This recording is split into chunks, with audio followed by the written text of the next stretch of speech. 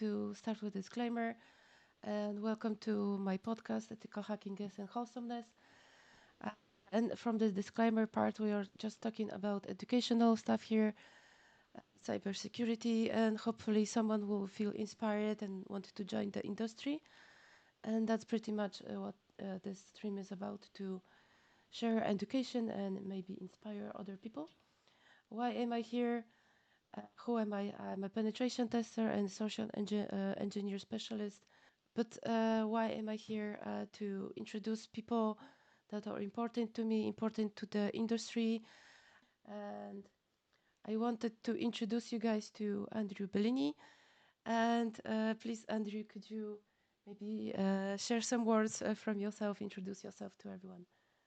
Yeah, absolutely. So thank you very much for having me here. I'm really excited to be here chatting with everyone.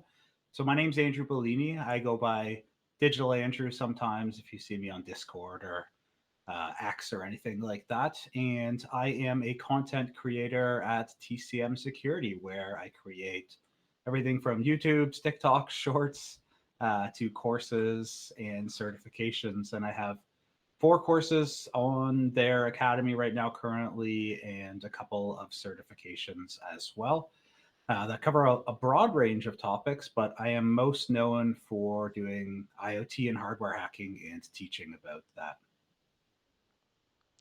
And thank you for introducing yourself. I have to change the screen for a moment because I got a soup just now. And so Okay. thank you. Getting back to you.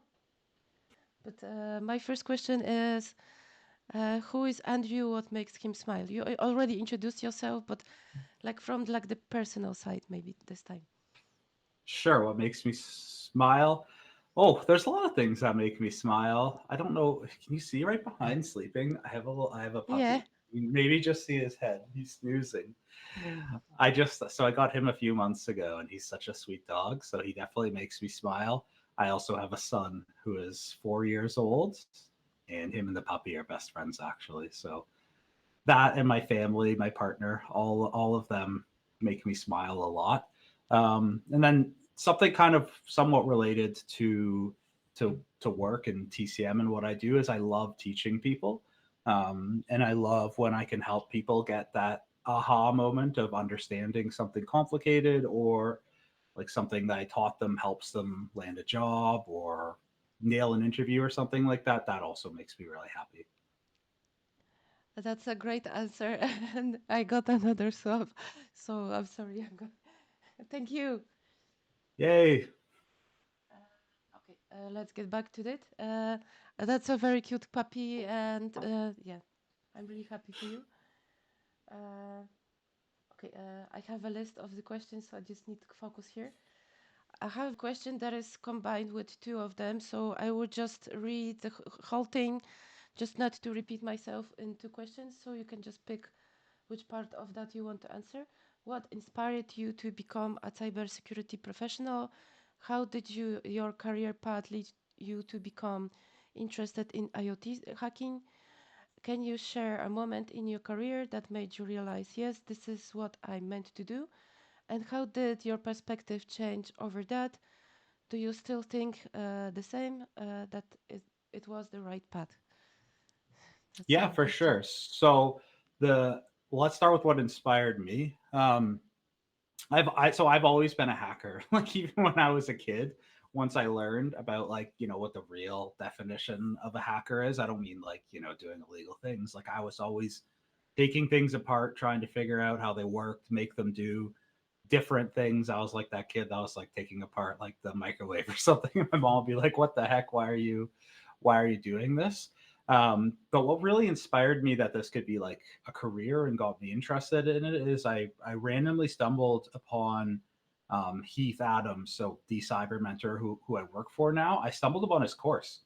Like, honestly, maybe like 6 or 7 years ago. It was like before he'd started a company, he just had a course on Udemy, and I was taking like a break in between jobs. So I was just like, oh, I'm going to do some courses. And like I stumbled on that one, and I loved it. And I was like, I can't believe people get paid to do like ethical hacking. Like I didn't even realize it was like really a career path or anything like that.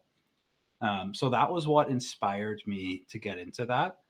And how I got into IoT and hardware hacking is my background is in electrical engineering.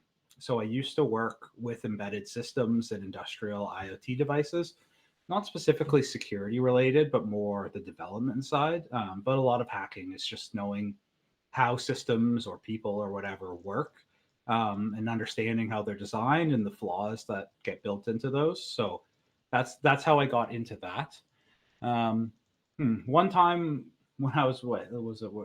When I was really inspired or like made me feel like okay, yeah, I belong here. So last year I got the opportunity to give a talk at DEF CON, and it was an amazing experience.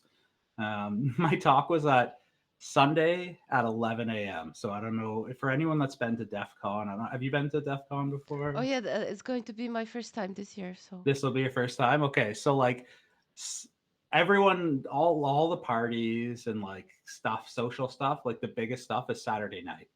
So a lot of people don't even come to like the conference on Sunday, and it like wraps up around noon. So my talk was the last talk on 11, so I didn't have like high hopes for it, but I was like, this is still a really cool experiencing a talk at DEF CON. But it was packed. It was standing room only for my talk, and so it was just such an awesome experience. Everything about it was amazing. Yeah, so that experience, I was like, okay, all right, I that helped a little bit with my imposter syndrome and whatnot. yeah, actually, I have a similar experience on besides Krakow last year. Mhm. I got a slot. I was talking about social engineering, and I got a slot around like 11, between 11 and 1 p.m. I don't remember exactly, Yeah. but I didn't have like big expectations because on the big stage was a person that is very known in Poland. So I thought Hmm. he will like gather all of the people, but actually, and I got classroom with like Yeah. desks, and turns out it was packed and people were standing, sitting on the floor, like That's awesome. there was no room to breathe. It was so Yeah. packed. So I was That's like, awesome. oh my god. And then actually, yeah, I'm sorry, I'm talking about myself now, but No, no, please actually do. Please do. this year I got a big stage on Wild West Hacking Fest in Denver, and it was like packed as well. Like I was Yeah. really like I didn't expect that. I got a lot of people on Disobey in Helsinki as well.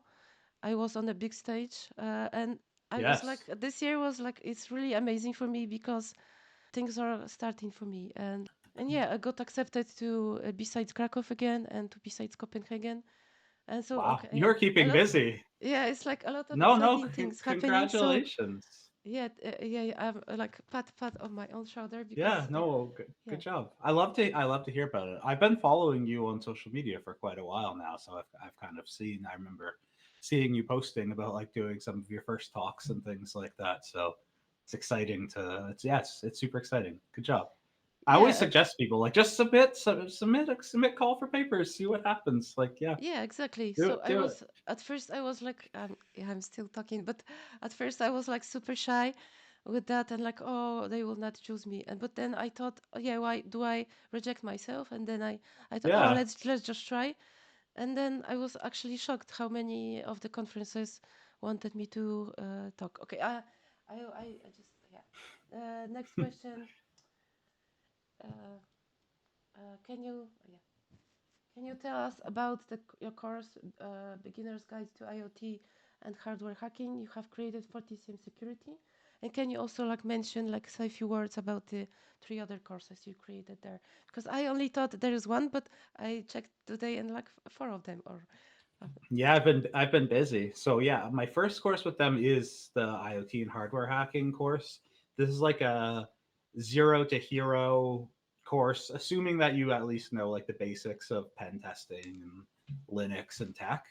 But yeah, it walks you through everything you need to know, including like the basics of electrical engineering and electronics, how to use all of the common tools like multimeters, logic analyzers, UART adapters, all of those tools. Goes over like common pen testing tactics for IoT devices and also a lot of reverse engineering. So, a lot of IoT hacking is reverse engineering of firmware and the associated binaries and libraries and everything that's in that. So we cover that extensively. And one of the cool things about the course is like it's a off the shelf router. It's the most popular router on Amazon actually that we use. So it's very applicable to real life. It's not theoretical. It's a real life device that we walk through doing testing on. Yeah, that's pretty cool. Yeah. And that's why it's like you already. I think you already said that. Like it's more uh, common for people to get the router and like try it themselves. So yeah. Yes, yeah, I encourage that people get it, and like the videos, like all of TCM courses are like more or less like the instructor shows something, and then kind of the expectation is the student will like do the same thing and follow along, and then there are some challenges where myself or whoever the instructor is encourages the student to like go ahead and try it without watching the video and then like come back and watch the solution if they need to. So there's that practice. So that's yeah, true of all TCM courses that we try and make it as practical and applicable to what you would do in the real world. Yeah, actually, yeah, I really like your courses from TCM because I was preparing for ICP, and Yeah, actually I was preparing for ICP. I didn't like the material that was supplied with the course, but so I was doing the courses from TCM, and that was yeah. like actually helping me. But yeah, so just wanted to say that it's like they are very good in my Yeah, opinion. I've heard that from a lot of people. That's kind of like how Heath got on the map was yeah, people were taking his courses, the practical ethical hacking course and the privilege escalation courses, Windows and Linux for OSCP prep because they found that material to be better for learning for it. So that's yeah, that's how he got on. And yeah, now so I created the hacking course as like a third party. Like there's courses on the TCM Academy that are not like TCM owned, like the creators own them and they license them to TCM. So that's how my course initially got on. Like Heath posted on LinkedIn, he was looking for content creators to create courses, and one of them he listed was IoT hacking. So I was like, oh, I can make a course on that. So I did, um, and then that opened up like conversations with them, and then about a year later, I ended up going there full time. And since then, I've made 3 other courses, which are a practical help desk course, which is super cool because it is 100% free. Like no gimmicks, nothing. You just all you need is an email just to sign up for your account. And it's 17 hours. That's a long course of all instructor led video, hands on. Even if you don't want to do help desk, it's like all of the basic tech stuff that you just need to know about in tech. Um, I also have another free tier course that just came out that's called Practical Security Fundamentals. And it covers all of the security topics that you just kind of need to know about and understand before you can move into like a more complex role like SOC or pen testing. So it's just a course, but it's kind of similar to Security Plus. Again, this is free as well. It's about 13 hours, I think, of content that one. Or no, it's about 9 hours of content that one. And then the other course I have is Assembly 101, which teaches how to read and write assembly code. So kind of all over the place with Yeah, my stuff, but yeah, I like teaching. but for me, that you created a course on assembly, that's really something. So yeah, that's my least favorite part, I guess, because it's when you understand it, it's not that bad. But like the to get to understand what is happening here, yeah, that's a chore. But Honestly, yeah, that's why I created the course because so I like low level stuff, like the intersection of hardware and software, and so like at the assembly level and exploit development and reverse engineering. And when I was taking like learning about reverse engineering or that kind of stuff, those are all advanced topics and they just like assume assembly. And there was no good resources to like learn assembly as a beginner. So I taught myself. And then I figured, well, I should make a course to teach like that walks through in a way less intimidating way. So if anyone listening is interested in learning assembly, uh, I've heard from a lot of people that have taken it that were like, I was kind of intimidated, but like I start right from the basics in an emulator and progress slowly up until we're writing like and reading actual x86 64-bit assembly, which you would see on like a regular computer without an emulator. But it starts, yeah, assuming you know nothing and then kind of builds it up. So if anyone's interested, it's a fun topic. Yeah, that's actually interesting thing to look into, because although assembly, it's pretty useful, right? So I just want to I want to say that, yeah, you probably will not find assembly on a pen test, but you never know what you'll find, you know. So Yeah, okay, my next it's question is like a bit from a different barrel. Can you share three questions for people that want to enter cyber? Three like advice. three advice. Okay, so the first one I would say is don't doubt yourself. Like if it's what you really want to do, um, then you should go for it. The second one is um, don't skip the basics of like the requisite knowledge that you need to know. It's like I think it's like really tempting to jump over all of the fundamentals of like networking and computing and all that stuff. So that's going to be super important regardless of if you're doing like pen testing, SOC, even GRC, like whatever. You need to know those fundamentals, and you're going to be doing yourself a disservice if you skip over those. And then the third one would be to network. I mean, people probably always hear this, but like that's how I've landed jobs. That's how right now the reality is the job market is not great. It's an unfortunate reality of just where things are right now, and usually it goes in ups and downs. And right now we're in a down, and the competition is tough. So the people that you're going to be going up against are going to like know someone at the company, or they've talked to someone at a networking event or a conference, or I don't know, like I'm sure like having your podcast and like everything that you do has helped you in your career. So even whether it's big or small, like anything that's going to help differentiate you, and that networking and personal branding is going to be huge right now. Yeah, actually, that's a very good advice, because last year I was looking for a job, and all of the CVs that I sent got me like maybe half of them got me interviews because my LinkedIn looks good. But Yes. then I didn't get the job at the end because I don't know, they didn't like me or something. But Yeah. actually, the what I got like job offers was from networking, from my presence on conferences, Yep. from my LinkedIn, and like who I know on LinkedIn, and like yeah, actually networking. So Yep.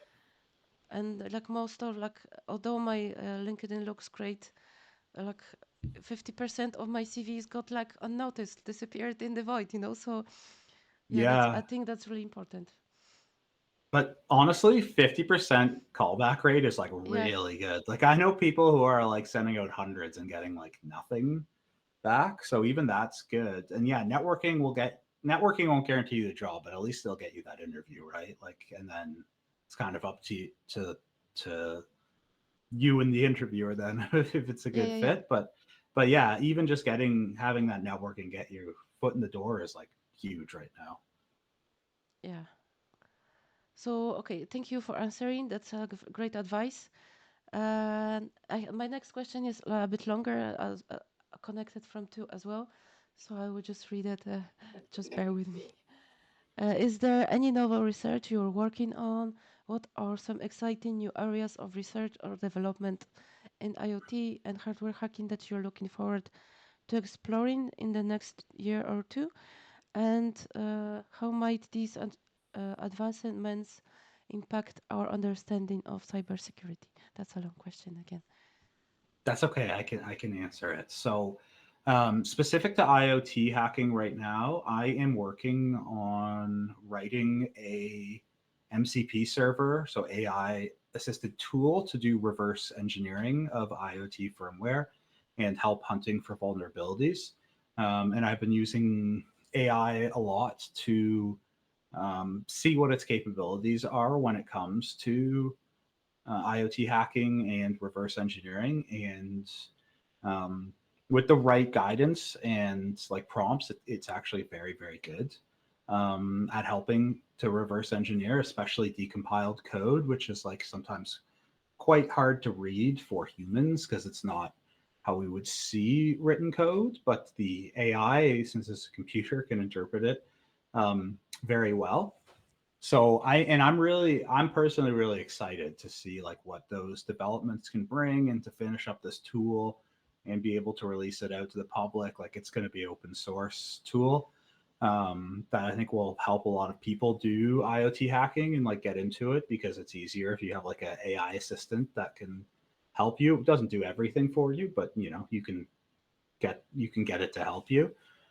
So yeah, that's what I'm doing right now. A lot of AI stuff. I'm also working on an AI hacking course at TCM, like hacking Mm. large language models. So that I'm really excited about, like prompt injection, model inversion, system prompt leakage, like extracting PII, all of those like things that attackers are going to do to businesses that are leveraging LLMs and making them like out to the public and chatbots and things like that. Going to cover like how you could penetration test those. So that's going to be fun. That's what I'm working on right now, and I am super excited that I Yeah, get to I do just that. wanted. Yeah, I wanted to say that too. That's exciting for me as well to hear. Yeah, I because there's not a lot of good resources on it right now, and the ones that are out there are very expensive. Yeah, Which, yeah, I like the model that TCM and Black Hills have, where training should be like affordable and approachable. yeah. I also like believe in that. That's why it's maybe I like those companies because it's closer to what I believe in. I believe that education should be for free, and like Hmm. I'm from Poland, and I got my education from my like the government Hmm. because I paid the taxes. I was born a citizen, and I have 2 degrees. Uh, I have a master's degree and bachelor's degree. I did it at the same time, and it was all for free. And like I think it's like priceless to have free education. So Me too. yeah, It that's one makes the thing. world a better place. I Yeah, agree. So I yeah, believe that. that's why I always tell this story when I started at TCM, like full time. I was talking to Heath, was the CEO. Now is like the director of the TCM side of the bigger company that we're part of now. And I was saying to him like, I want to make this help desk course. I know that TCM has kind of had it on the back burner for a while, and I was like, I think we should make this course free, like entirely free, because we didn't have a free tier at that time. And Heath was like, yeah, I was already planning on doing that. And I was like, okay, now I know this is a good fit. Like where I am, like we're on the same wavelength here. Um, so yeah, definitely very on par with like my morals and how I feel about education. Yeah, should be free or like affordable or attainable. Yeah, like the creators deserve to get what's fair for making it because it does take a lot of work to make a course. But yeah, it doesn't need to be gouging Yeah, gouging not folks like like I. I don't know, thousands of dollars boot Yeah, camps or something. exactly. So high five. Yeah, I do believe the yeah, same. high five. Yeah, yeah, exactly. Okay. How do you stay up to date with the latest developments in IT IoT security, and what are some of the most significant threats and vulnerabilities that you're seeing right now? So stay up to date. I am part of a few different communities that talk a lot about IoT hacking. So one of them is a YouTuber who everyone should check out if they're interested in IoT hacking. His name is Matt Brown. I watch his videos all the time. He puts like a video like I don't know how Okay. he records videos this much because he also works full time, but they're like unfiltered, like more or less raw, him just hacking IoT devices, um, which is super cool. And he is uh, he is an awesome teacher, and he also has a Discord community, which is honestly probably one of my favorite Discord communities. And people just talk about IoT Interesting. hacking, and we also do group IoT hacking projects. So I'm a moderator over on his server, and I actually started this, like, we call it the security research team. It's open to anyone, and we have different people lead each one, but we vote as a community on like a inexpensive IoT device that's easily obtainable on like AliExpress or something like that, so anyone can buy it. And then we all buy them. They're like $20, usually $15, and we all work on it as like a team. We have a like a shared note taking and stuff like that, and we actually do like a proper security research on it. And the cool thing is, there's a lot of very, very smart and talented IoT hackers in this community, like no way more than me. And a lot of them are doing it like full time every day, and they join in too, and they like teach people. So if you want to get some experience, like there's no better way. Like it's people that are very, very good at this doing it, and then everyone collaborates. And if we find things, then we responsibly disclose them. Um, and I know for this one, the one they're doing right now, I can't join in because I'm just too busy. But they're planning on writing like a full professional report at the end as well to like give that experience to people. So it's basically like treating it as if the company hired them to do a pen test, although we're just doing it as like a public security research model. But then like deliver or like writing reports. So Oh, that's really cool. that's one of the ways that I stay most up to date. Yeah, and then there's a couple other websites. I like one called Hackaday. It's really good. There's some Reddit communities for hardware and IoT hacking. Those are good. I also like just get through various news feeds, like articles about what exploits there are for IoT that's come out and vulnerabilities. Right now, the biggest thing, it's like the wild, wild west. Like there's just IoT devices are so incredibly insecure. See everything from like weak default passwords with no enforce of changing, command injection, buffer overflows. Like it's all the old stuff that used to be big before that are is right now. Yeah, that sounds fun. I actually want to go and like start tinkering with IoT as well. Just needed to move cities and like create yeah, a stable situation for myself. So now in that moment that I got myself a new laptop, and I'm going to start gathering gear and maybe building a lab for myself.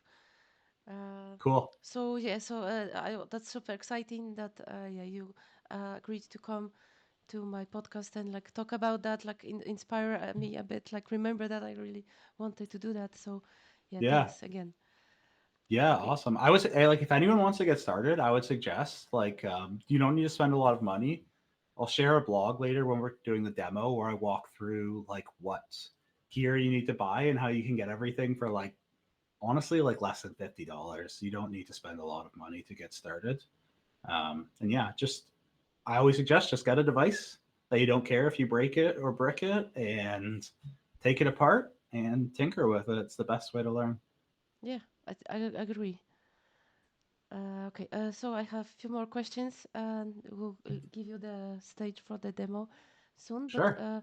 first, like, yeah, my list is there.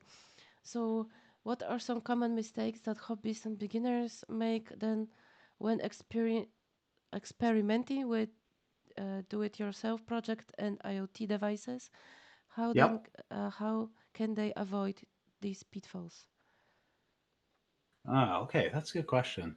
So I would say like my golden rule for IoT hacking is never hack something that you don't care if you break it.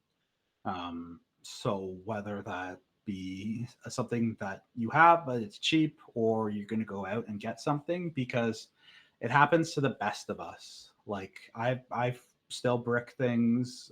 It's it can happen. So that's my like golden rule, because yeah, if you, I wouldn't go and take like your PS5 for example, or something that you're going to be really sad if you break it, because the reality is like there's a good chance that that can happen. um, so that's my number one like suggestion or mistake that I see people making.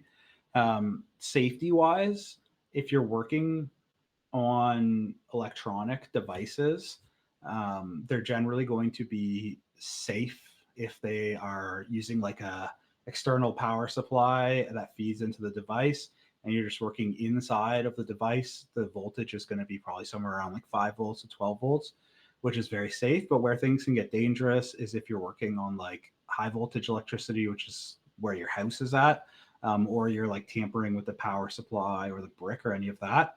That can start to get dangerous. So I would suggest avoiding that, and then just get started. Don't be too intimidated. That's the one thing. Is like so many people are like, oh, I don't know what device to get. I don't know what gear to get. Like I hear that a lot, and it's like just go and get a cheap router or a cheap smart camera. Those are your best bets to get started. They're the easiest ones. Um, get a cheap router, cheap smart camera, a cheap multimeter, USB to UART adapter, and a flash programmer. That's it. You can get all those things on AliExpress actually, probably for like $20 US. Interesting. And then yeah, or like I have a bin. Like people are always throwing out their old routers or electronics or whatever. Like you can go to like electronics recycling or like garage sales or Goodwill or like whatever. Yeah, I'll find those. I keep them, and then that's a good thing to learn on as well. Yeah, I remember my dad has like a box with cables and like all the things that I will use it in the future. Although that's broken, but I think I'm like my father's daughter because I have a box like that too, of Me like my too. old laptops or like Yeah. I don't know like routers on or modems that I Yes. don't probably will not use anymore, but I just keep them because I might want to learn from them, like maybe do some hardware hacking in the future, do some Yes. research, like open that and like look inside to maybe learn Yep. something new. Those are the perfect things because yeah, Yeah, people they just when they get excuse me a new ISP or yeah, you get a new modem, they're just like throw out the old one. But those things are perfect to learn on. big mistake. I have yeah, I have big bin like so much stuff. Old phones, like every phone I've had, I have like all my partners like old iPhones. Like yeah, so many routers. I'll probably never get around to them, but yeah, like I always encourage that for people like dumpster dive or if you see people throwing it out now. Also now, like my friends and family know that I'm into this, so they're like, "Oh, I have this whatever random thing. Like, do you want it?" And I can never say no. I have to be like, "Okay, I'll sure, I'll put it in my Let's go. pile." Yeah, let's go. Yeah, sometime I'll get around to hacking it or something. Yeah, that's really cool. Another question is thank you for answering. What are some popular open source tools or frameworks that you use in your own work or recommend to others? But Oh, if great question. So yeah, like most stuff for IoT hacking is open source tools.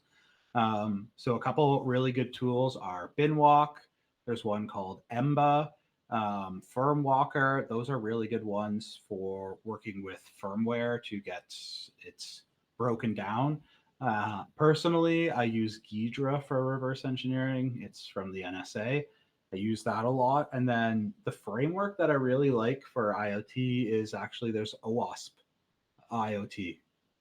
So like they do for yeah, yeah, I know. web, but also one for IoT. So yeah, it's a good framework for looking at. Thank you. Actually, thank you for saying that because yeah, I knew that existed, but maybe not everyone does.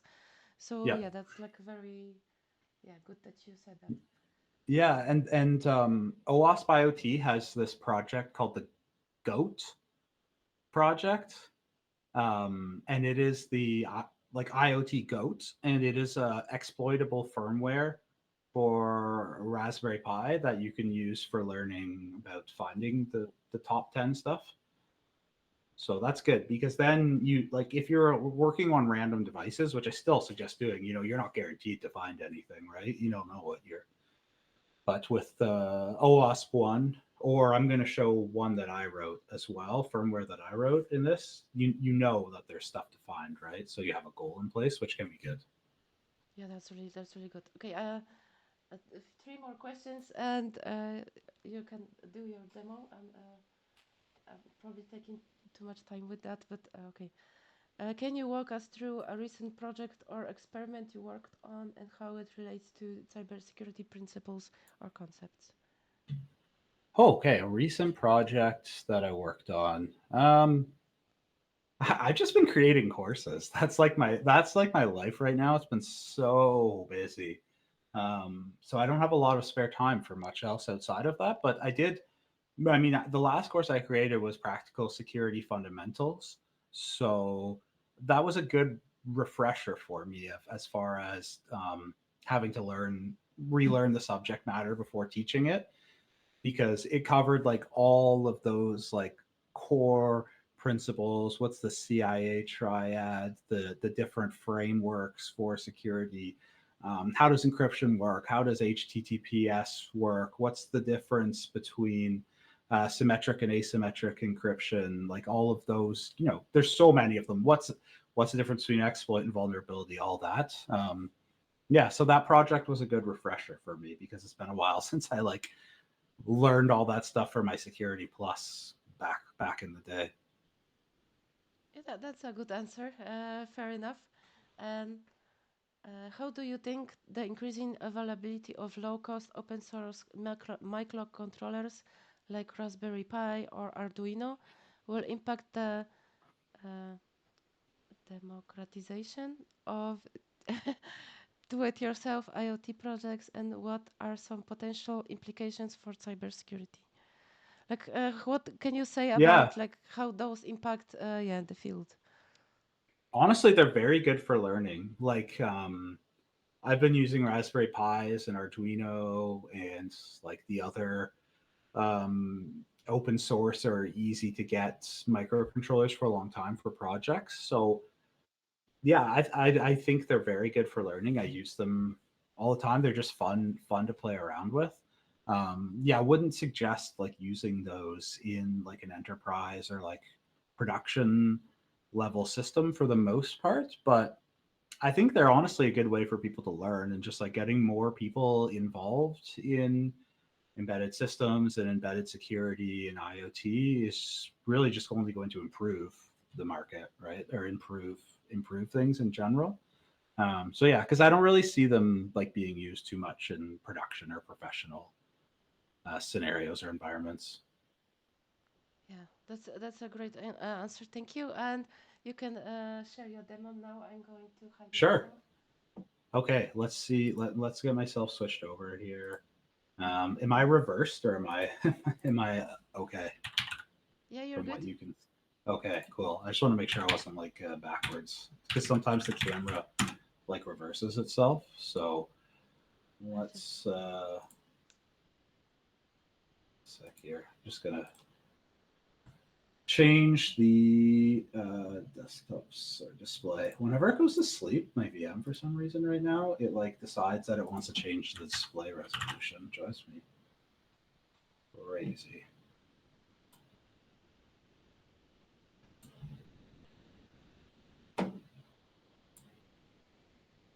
Okay, cool. So I am going to be walking through a quick, or not quick actually, a fairly in-depth demo of doing some IoT hacking. So before I hop into that, though, I do want to show for anyone that's tuning in, where if they want to follow along with this, if my VMware thing will leave me alone for a second here, where they can follow along. So if you just Google TCM security IoT hacking blog,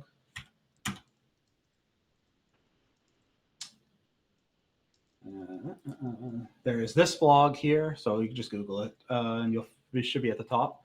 And this is a 4-part blog series. This is the first one that I was mentioning before, where this is all the stuff you need to buy without breaking the bank, and my recommendations for setting up an inexpensive lab. And then the other 3 parts of the series are actually walking you through hacking your first IoT device, which is a Raspberry Pi 02W, which is the cheapest Raspberry Pi you can get, with some firmware that I wrote, that's intentionally vulnerable. So if you want to get that firmware, if you want to follow along later, just Google, find this blog, and it has all of the details, and it's free. Like it's just a free blog that we put together at TCM for learning. So that's what I'm going to be working on. Um, so what I have gone ahead though and done is I have downloaded the firmware, and you can get this from my GitHub repo, which is in the blog as well. And we're going to be taking a look at doing some reverse engineering of this firmware and also connecting to the device over UART to do some enumeration.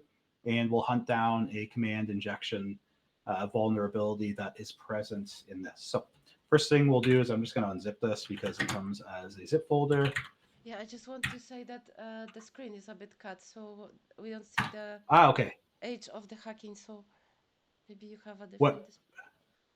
Yeah. What do you guys see? And let me see We here. don't. Yeah. Okay. Let me. The screen's a little bit here. Let's get rid of my face, and then I think what's cutting it off is Google. Or maybe. So let Oh, look, me. full screen. Yeah, but Google cuts off the rounding of the corner, but that's okay. We can get around this. How's this? We can do it like this. Yeah, yeah, that Can you see works. it now? Yeah, I'll just bring this window in. Let's get this here. Okay, perfect. Okay, Yay. so yeah, this will work. So we'll just unzip this, and I can make this a little bit bigger here too. Okay, so now we have our firmware, which is this dumb thing underscore v101, and it is in a .img format. So that is the format that needs to be to go on an SD card, so it can easily be flashed onto the Raspberry Pi. Usually, if you're working with commercial IoT devices, you're going to see like a .bin file is the most common one. So since this is an image for an SD card, we could mount it and open it that way. However, you're not going to be able to do that with most commercial ones. So instead, we're going to use a tool on it, which is Binwalk, which I was talking about before, which is an open source tool. So we would go binwalk, and then I'm going to pass it in two arguments to it, which are ME, which tells it to recursively extract everything that it can find. So binwalk is an awesome tool. It's open source, and what it does is it can go through like binary blobs of data, and it can actually pick apart the different parts that it recognizes. So if there's like file systems or binaries or raw data or like text or whatever, it can extract all of that out. So we're going to use this to then pick apart this firmware so we can see what the different parts of it. So the E is extract. The M, I cannot pronounce what it is, but I bet you could pronounce it. It's like matryoshka or something. It's the nesting dolls. That's what it's for. Matryoshka. Yeah.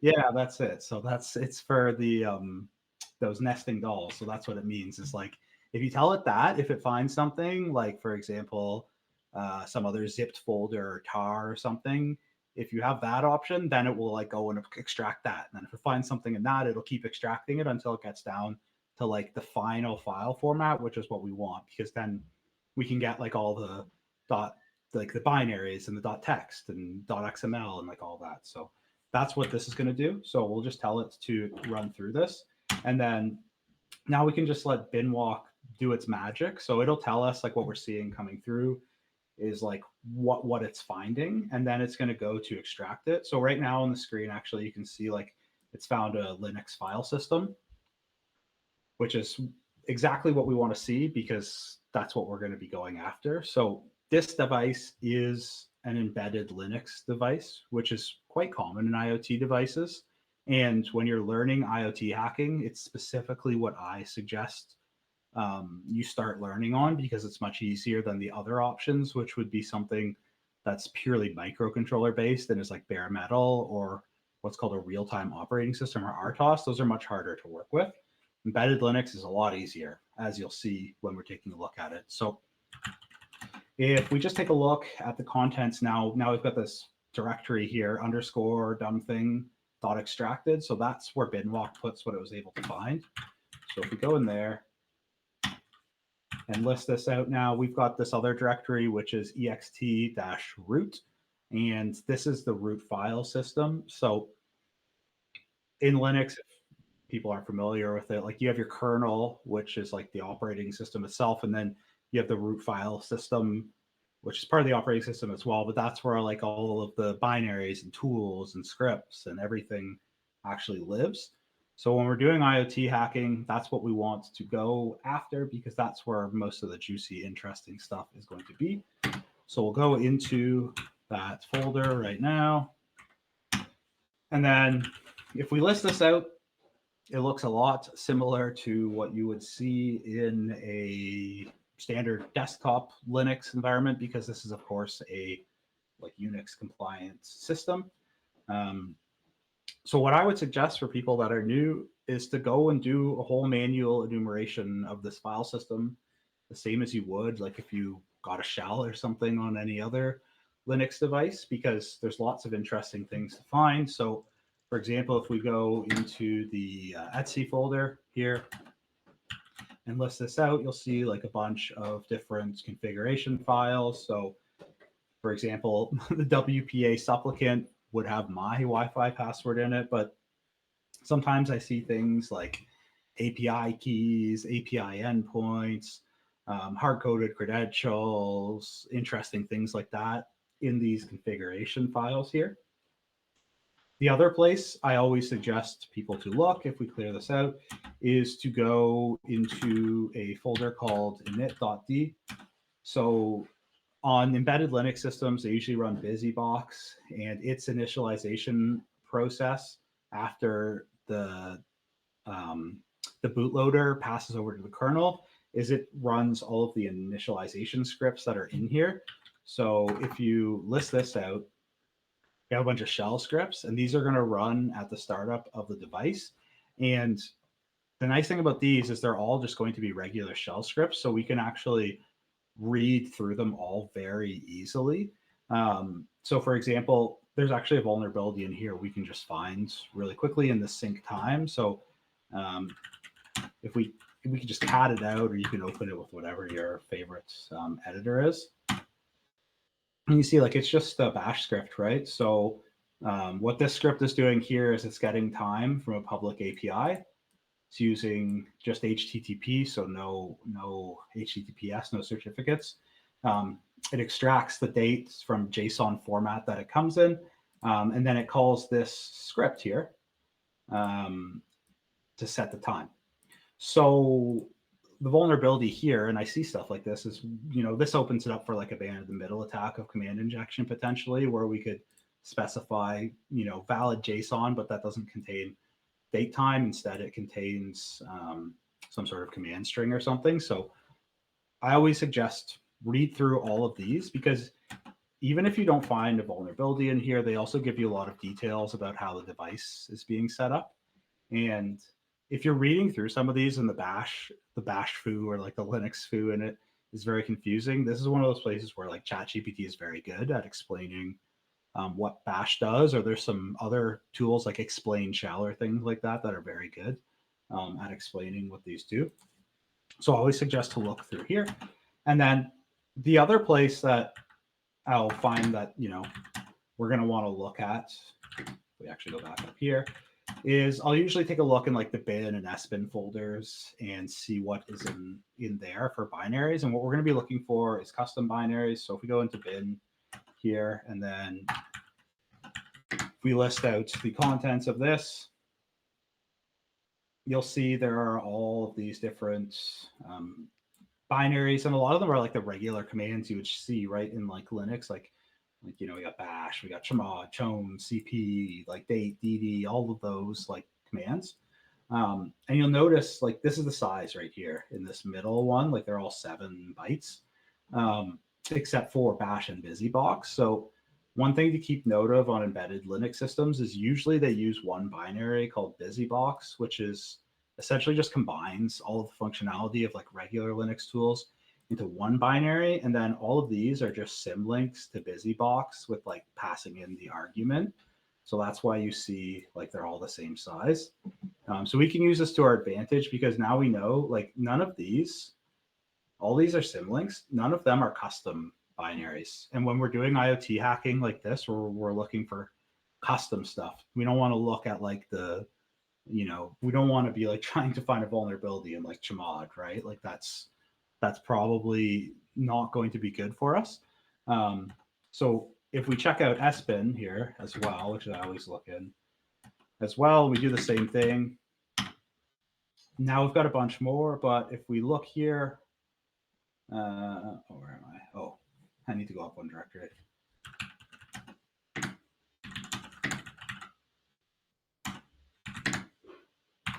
We list this out. Now we have a bunch of symlinks, but now we can see some custom binaries, for example. So like we have HTTPD. So this tells us that there's a web server running here, and it's most likely custom because of the size of this is not a symlink to something else. So we also see some other ones that are interesting here, like this controller. So most likely custom. So what I'm going to do now that I know, or I think that there is an HTTP server, is I'm going to connect to it. So actually, I got a live device here too. So I'm connected to a device through UART, which is a protocol and a port that's usually open on most hardware devices to like be able to get a shell through hardware. So I'm going to connect to it here. Usually they will have a very weak password or no password at all. And if you can't find the password online for it, then if you have the firmware, you can usually just find the shadow file and then crack the password. So the reason I came in here though is I just want to see what the IP address is. 10.0.0.77.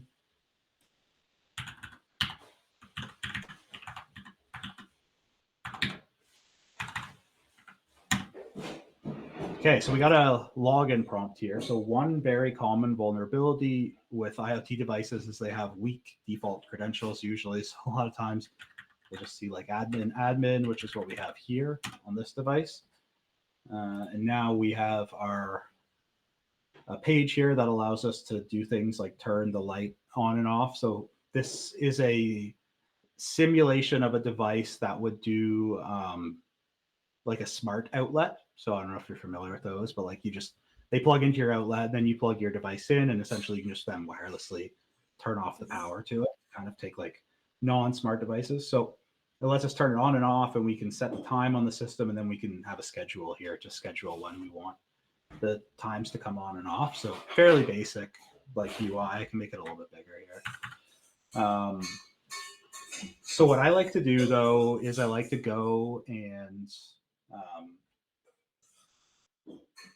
what I like to do here is go and open up the UART prompts here, and then I watch the logging while I'm actually interacting with the device. So for example, if we hit off here and then we go back here, we can actually see that we have some logs that are coming in here from the light control.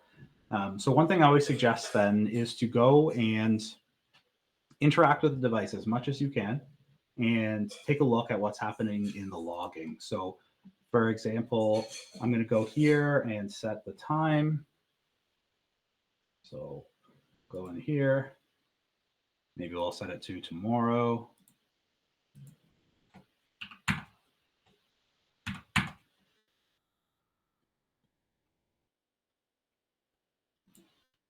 Okay, so we'll set that time. And then after setting the time, now we can go back and take a look at the logs in UART so we can see a bunch of details about how the time is set. So for example, we have the formatted command here, and we can see where we're setting the date time. You can see that the system time is updated. So the one thing that's of interest to me here is I see that we have this formatted set date command, which is using the commands that we actually are providing in. And to me, this suggests there could potentially be command injection because we are passing in something to the system and then we're actually seeing it show up here. So what I like to do then is go and see if I can find the binary or library that's responsible for printing this log message, and then we can reverse engineer the code in that. So what I'm going to do is we'll go into here, and then if we go up one directory, we can use strings and combine it with grep to see if we can find where that string lives in a binary or shared object file. So we'll go strings here. And I always pass the -f in because this tells us, we'll tell strings to tell us the file name, which we'll need to know. We'll go star here to say like search for everything, and then we can pipe it into grep, and we'll look for that set system time that we saw there. And then, so we get all these warnings in our directory. So unfortunately, strings is not recursive. So you can write like a little Linux script to make it do that, or you can just, sometimes I'll just do this. I'll just go like here, and you can just go star /*, for example. And perfect. So now we see that we do have that set system time in that HTTPD. So what this is telling us then is like where we think when we saw this being called, where it was like set system time, where we saw that being called. So let's hop back over here. So I usually like to dig and see if there's any libraries though, because usually the functionality for this is going to be in libraries. So we'll go here, star, we'll go one deeper, and we also see that there is a shared object file here that has this. So the set system time is there. So now what I'm going to do is pop open Ghidra, and we'll take a look at reverse engineering and finding this function in Ghidra.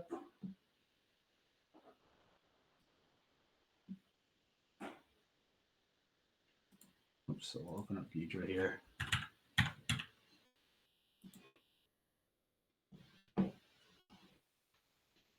So for people that are not familiar with Ghidra, it is a open source reverse engineering tool from the NSA. And I've already got a project open with that library that contains that code. So what we'll do is we'll pop that open, double click it to open up the code browser.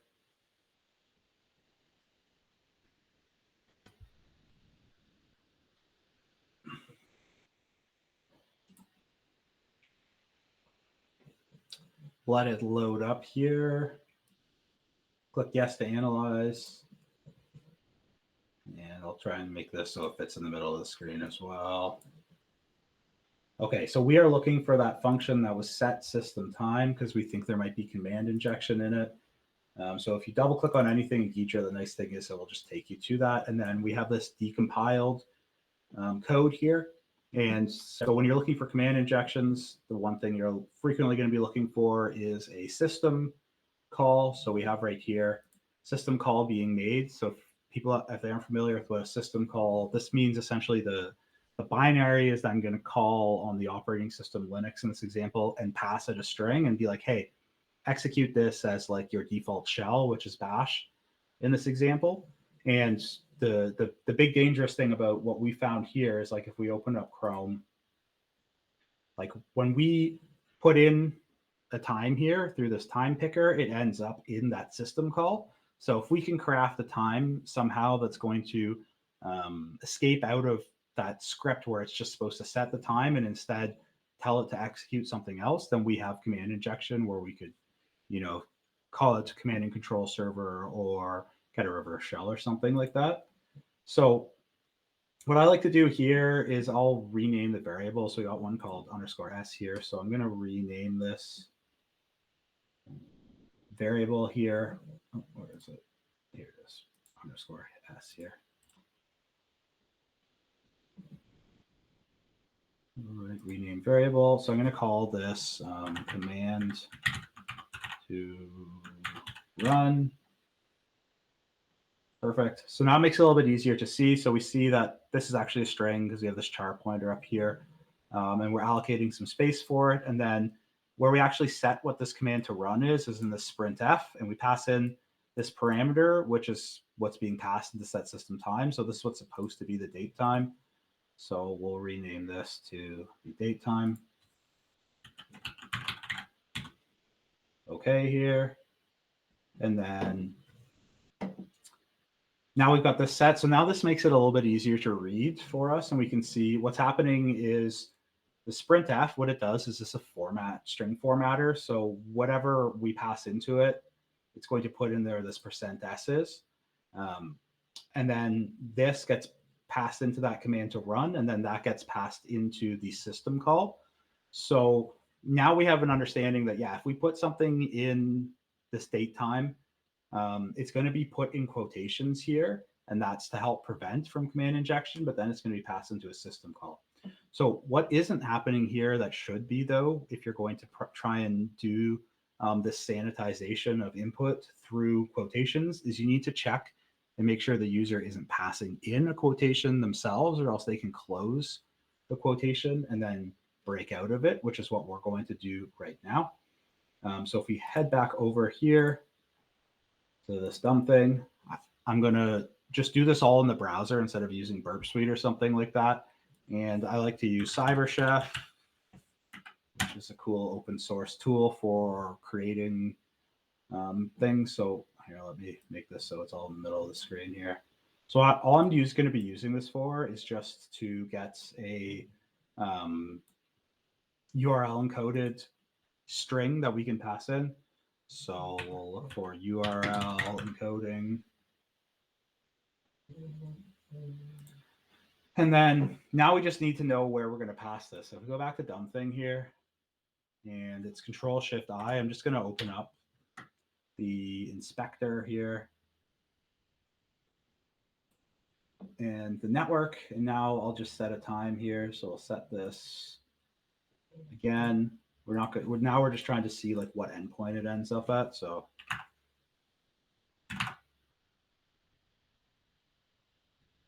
update, perfect. So then we can see it goes to the endpoint schedule, and it's passed through a GET request. We have time equals, and we have this time here. So we can just go copy value, copy URL. So now what we can do is we can paste this in, and we can try and actually then set this to something else. So let's set it to, for example, like a string like bad. So nothing else. And we see this fails. But if we take a look at our UART logging here, in here, you can actually see that it sees that it tries to set this as bad. So right now we can already see like we're able to put something that's not time in, which is not good. But at this point, it's still in those quotations. So we would need to break out. So we can do that though. So that's why I have CyberChef open here. So if we go and open up back up here, CyberChef. So if we paste this in here, and let's say instead we make this bad, but what we do now is we put a quotation. So that's going to break us out of the current quotation. And then we go an ampersand, which in Bash, it says like after you run the first command, now run a second one. We'll echo, and maybe we just say like, hello,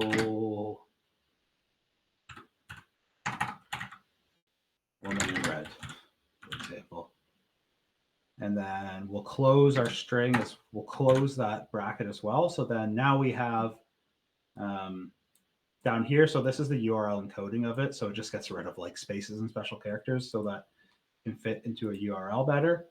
And if we just open up a new tab here and we go back to this one, for example, so we can see it, paste that in and run it, let it go through. And then let's see here, did we get, so here, so we get command injection because we actually see here, like this is that command running. So it says, and echo hello woman in red, and we get that echoed back out. So what we could do with this now, and what I show in like the full blog and as an encouragement for other people to go and see this is, yeah, you could now get yourself a shell.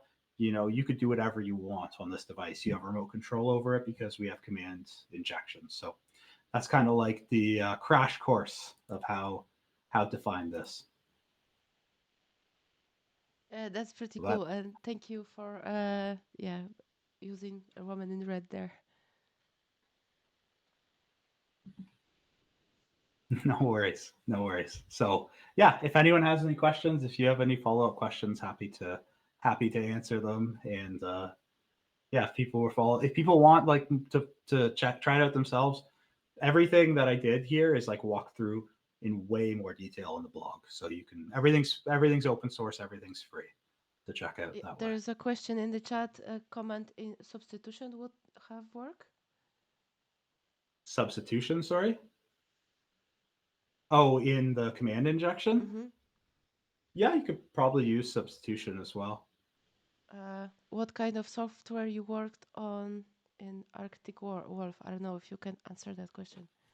Yeah, I can answer it. I worked on the back end software for our network devices. So Arctical's a security company. We provide like, or they, when I worked there, they provided, and they still do, like a kind of managed security platform. And we have network devices, kind of like an IDS um, or IPS. And I worked on the back end of like all of the cloud infrastructure that managed those devices and sent them updates and that kind of stuff. So a lot of like cloud work in AWS and coding and Golang and Bash scripting. And actually, yeah, you we mentioned we were talking about DEF CON and if I'm going this year, but I didn't ask you if you are going this year, and there's a question for that in the chat. I am unfortunately not going this year. I wish I could be. I'm in the middle of a move right now. Like I'm actually this isn't I'm in an Airbnb right now for like a week between my old house and the house that I'm moving into being ready. So like the timing of it is not good with DEF CON, unfortunately. I'll be like moving in soon and like yeah, it just isn't good timing. But I will probably be there next year. And it was so much fun. You'll have so much fun at it. It is it's so cool. Yeah, I'm a bit worried because I'm like a very yeah, I like quiet and like being alone. So that will Yes, be the opposite. But yeah, I will probably meet I'm all my favorite people there. So I'm like that too. I'm like that too. I am definitely like introverted in that like being around a lot of people and that tires me out. So definitely plan to have some time for yourself, whether that's like just in go into your hotel room to chill out for a bit or whatever. Like yeah, make sure to plan that in for anyone that's in the same boat as me. Because yeah, I was very overwhelmed. It was yeah, fun, but it was overwhelming, especially at the new place that it is now, the conference center. That it is insanely huge, that conference center. So it's kind of nice because you don't have to like go to different buildings and stuff. It's all in one spot, but it's so big and okay. loud. I'm So a bit we worried. be ready for that. Yeah, Yeah. But it's fun. it's exciting because it's my first time. So at first time I can be stressed and I have no presentation. So maybe that's better. Yeah, And next I time was you, stressed. Yeah, yeah, it's good that way. I was stressed because I was like I had a presentation like the last thing, so like the whole weekend I had to like get through, and then at the very end of it I had my presentation. So I kind of okay. wish it was at the start so I could just get it at, like out of the way, kind of. But it was all good in the end. It is, That's yeah, it is. I hate that It because it's like you all on your toes all the time and you're like preparing for your presentation, and then you can yes, relax, but it's like oh it's finished. yep. And I was working for TCM like at their booth at the DEF CON, so it was so busy because like so many people know of TCM, and there was just like hundreds of people coming to our booth to talk to us. So I was like really overwhelmed by that. But it was cool. I met people that like took my courses or like, knew me on LinkedIn or Discord. So you'll like meet people like that and it will be a really cool experience. Nice.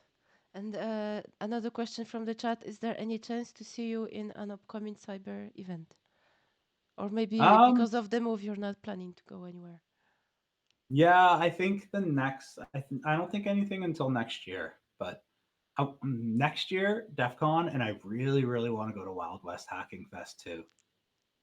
Yes, that is Which one? high. Because there's going to be one in Denver as well, Mile High. Yeah, I think I want to go to the original one in Deadwood That because would I yeah. really want to go to Deadwood as well. Like it just seems like a really cool place to visit, and I'll maybe like bring my family along too, and like do some make like a vacation out of it, and like see Yeah. some of the other stuff because all the cowboy stuff seems really cool there in Deadwood. Like I want to go check that out.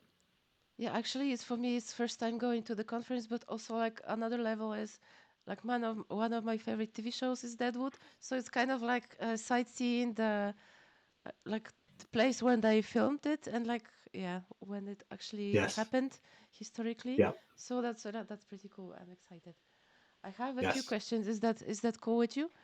Yeah, for sure. Like finishing ones. So if you could go back in time and give your younger self one piece of advice, what would it be? Okay, so I've talked about this a few times already, where you just I've doubted myself too many times and being like, well, I just can't do that. Whether it's like getting into penetration testing or like security or whatever. So yeah, I would give that advice to myself and anyone that wants to start. Like, if you really want to do something, just do it and try it. And if you fail, that's okay. You probably will the first time. Like when I took Heath's course a long time back, and I was like, this is really cool. I want to be a penetration tester. I was talking to a friend of mine about it, and he was like, "Oh, I know someone that works in the city you live in, which is London in Canada. There's another London, like not the one in England." And he's like, "Yeah, well, there's a penetration testing company there," which I was surprised that there was one. And he was like, "Oh yeah, he could probably get you an interview." So like a little bit of networking, and he did. And I had just started learning though, so I was like so nervous, and I bombed the interview. It went so bad. Like I made it through the first two rounds, but then the third round was a technical interview, and they dropped me into this little environment that had Kali and it was Active Directory, and it was like all the stuff I'd been learning in the course, but like I was just so nervous about it. I was like couldn't type, and then so I bombed that interview, and then for like a year I didn't touch cybersecurity stuff. I was just so defeated by it. And then eventually I got back into it, but like I wasted, not wasted, but like, I had a year of like downtime almost because I was like so defeated by this. But like, eventually it worked out and I got in. But yeah, that'll be my advice. Just keep trying. You're going to fail. Don't worry about it. Don't be afraid to get started. Yeah, just clean your Yep. shoulder and continue. Yep. Actually, yeah, you mentioned London in Canada, and I heard you like the melodic way of your like how you talk, and I thought, oh, maybe he's Canadian because like that's how, and yeah, that's I don't know, that's pretty cool. That yeah, I caught it because yeah, of the way you talk. Yes. Okay, I got excited because I really like Canadian people, so they are really nice. Thank you. So okay. Next question is, what's your favorite hacking related story? Either something funny, surprising, or just unforgettable. Hmm. Okay. I can tell one of my very first hacking experiences of like computer hacking was when I was in high school. Um, there was like a computers class and a computers network and stuff. And it's so long ago, this is like over 20 years now, that I can't remember the exact specifics of the vulnerability, but there was a vulnerability where through file sharing, you could access the desktop of any computer in the school network, but you couldn't like move a lot of data, but you could, for example, like create folders or things like that. And in one of my tech classes, we had a supply teacher, and we were like bored because they didn't give us much to do. So my friend and I, we started like putting just new folders on like all the desktop of like the library computers and stuff, just like with like random messages that were like, "Oh hi" or whatever. Um, and then the school thought that they had like a major security incident or like cybersecurity attack. So like the librarian and teacher were coming around to like every classroom to see if people were doing anything and like to tell people to shut off their computers. And I remember the supply teacher was like, "Oh, I think it's like these kids because like they seem like they're doing something." It was like me and a friend in the library, and was like, "No, it's no way it could be them." And then like yeah, so it was us. And then like later, our tech teacher came back who was like really computer savvy, and he like looked through the logs and stuff, and he was like, "I'm not pleased with you guys," but like anyway. So I thought that was a funny story. That was like the only time I've really done questionably unethical. I was like maybe 13 at the time. But yeah, that's a funny story because he was like, you could be suspended, but like I was pretty close with him. I like helped teach some of his classes and stuff because I was really into computers. So he was like, "Yeah, like I know you're a good kid, but like be careful. Like you could get in big trouble for this." So that's a funny story of my one time being somewhat unethical with my hacking. Yeah, you were exploring, educating yourself. So Yes. okay, my next question. Thank you for sharing. That's a cool story. And actually, it's maybe not a hacking story, but like when I was a teenager, I was sneaking into a physics university, because Yeah. yeah, they had computers and internet, and I could use mirrors and I don't know, learn Yes. stuff. So that was maybe not a hacking thing, but my first like experience of not using, I don't know, Windows, but Unix Yep. systems and like all of that, and like yeah, exploring on my own. My next question is, uh, can you share what is your favorite hacker themed movie or TV show? I think Mr. Robot. It's just so good. Love that show.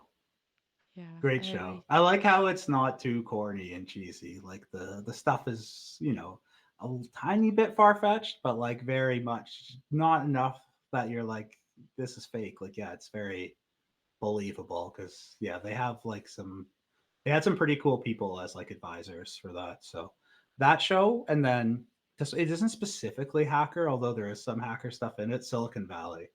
That show is hilarious. And also like working at a startup in like software development, the like show is like almost too painfully true of like the jokes about like how things work and like how slow stuff is and like the interactions between like project managers and like the developers and the like founders. It's all super realistic, but in a very comedic way, but just almost because it's like so real. That show is so good. Have you watched it? Yeah, yeah, yeah, I agree with both Yeah, it's actually. yeah. There's some hacking in it, like when they go to one conference and they have all the Wi-Fi pineapples from Hack Five to like install their firmware or whatever on everyone's devices. So yeah, it's a funny show. Yeah. Okay. Two more. What is your favorite food or dish? Because I'm a foodie, so I always ask. Oh, that is a tough question. That is a real. I'm a foodie as well. You know what? Right now, and I'm very into shawarma and like Middle Eastern food, so that's probably. But my partner has a Polish background, I know, and so I can appreciate a good Polish meal. I love pierogies. I love kapuczka. I love all the good Polish dishes. Her mom cooks them, and I have a soft spot for all of those. My mouth is watering right now. Which pierogies do you like most? Oh, that's a tough question. I like the faithful potato and cheese, but like I also like the mushroom ones. I like sauerkraut. Yeah, there's this other dish she makes that she calls choucroute. I don't know if like it's that's like the French variation of it, but it's like the sauerkraut, but like with the meat, like pork chops and sausage and stuff. I Yeah, yeah, love yeah, that yeah. one I know. too. I Yeah, think that's Bigos maybe. But yeah.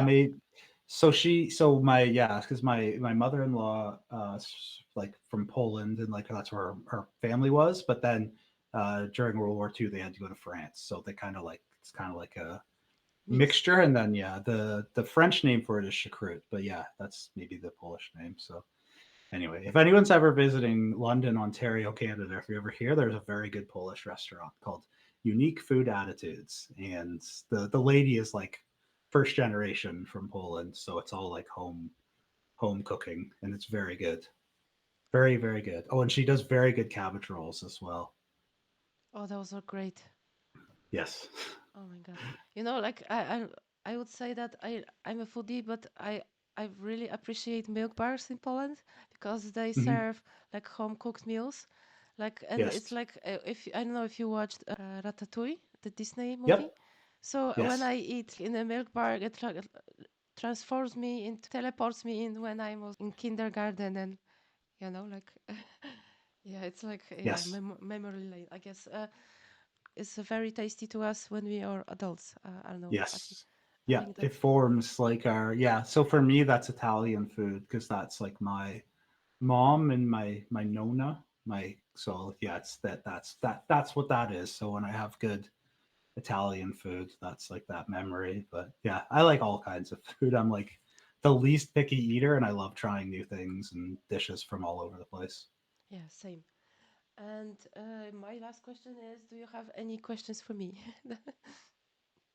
What, like, okay, so you said that you had some conferences coming up, but like, what are you most excited for in like the next month or so? In the next month?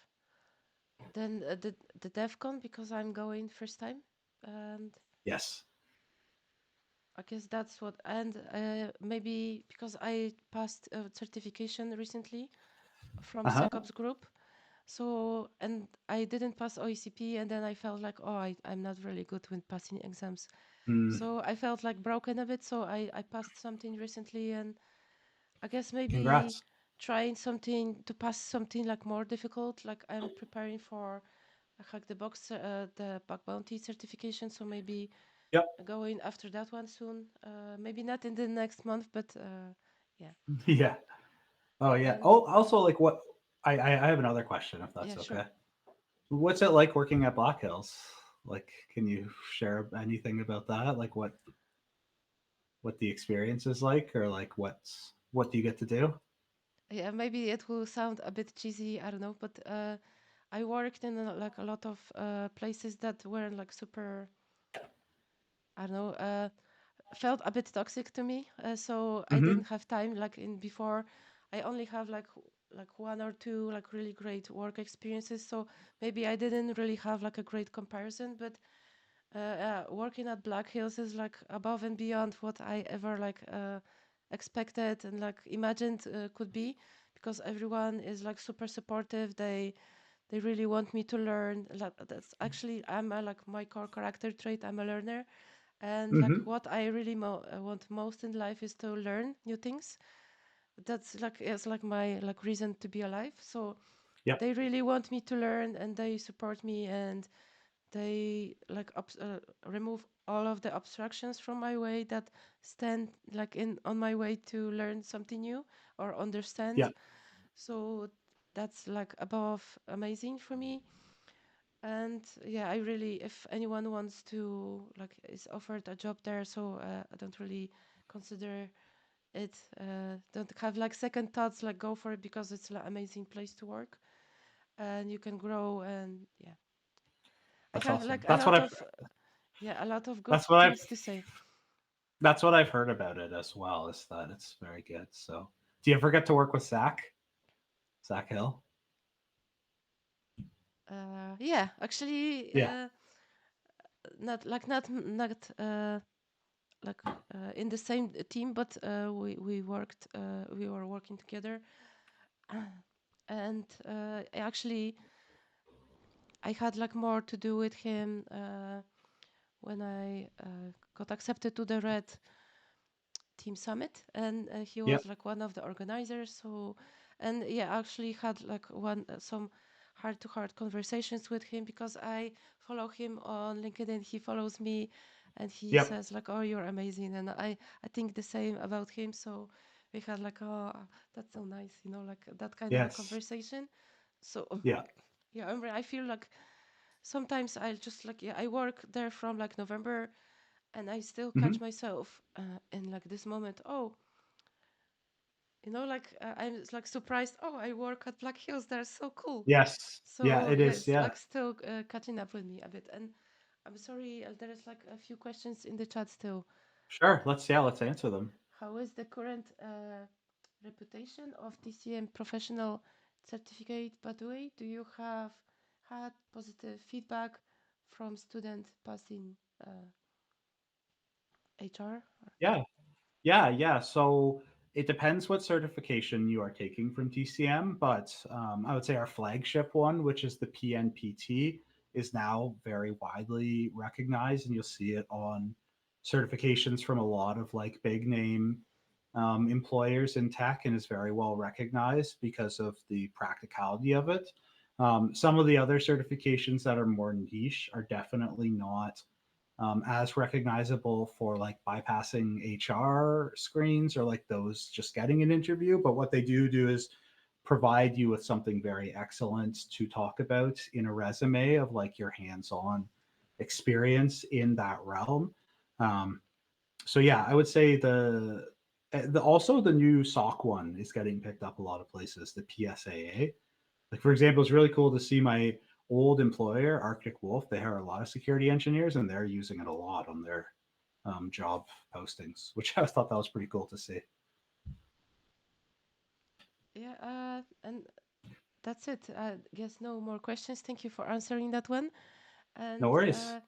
I don't have more on my list as well. So I wanted to thank you for coming and yeah, sharing the demo and answering so much questions. And if you want to share something at the end, now you is your time. Yeah, for sure. So, I mean, thank you so much for having me on. Honestly, it's been really cool. I've been following you on social medias and catching your streams and videos when I have the chance. So it's really cool to get the opportunity to come on and chat with you. So if people want to find me, you can just Google Andrew Bellini, and you can follow me that way. And definitely, if you're not familiar with TCM, I'll go check out our stuff. There's a bunch of free stuff, so you got nothing to lose if you other than your time. If you just want to see what our training is, and yeah, thank you so much for having me on. Yeah, thank you for coming. And also, like, I want to like say at the end that from TCM, you have a lot of like those actions when you can buy courses for $1 or something like that. So check out those too. So yeah, because Yeah, yeah. that's really good offer. Follow TCM and Heath. They like will put out like Heath especially sometimes just randomly does flash sales for getting cheap access. So definitely follow both of those. Okay, so thank you again, and I'm going to wave now. Uh, Thank you, Thank you. and change the screen.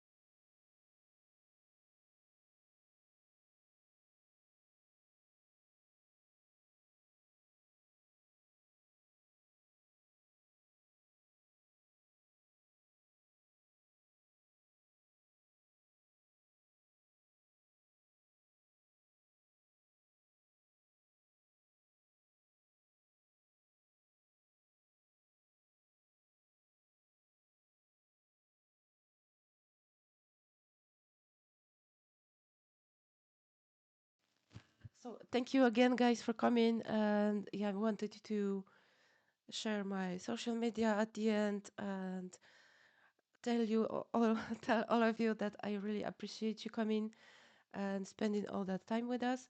Bye.